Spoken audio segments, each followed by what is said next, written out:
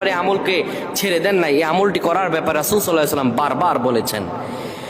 পবিত্র দিন শুক্রবার আমার আল্লাহ রাব্বুল আলামিন এই দিনকে দান করেছেন আমাদের উম্মতের জন্য, নিয়ামতের জন্য।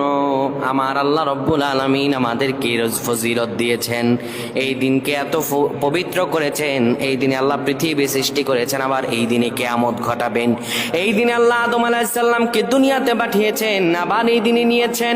এই দিনের ফজিলত আমার আল্লাহ এত দিয়েছেন পবিত্র কোরআন আল কারিমে।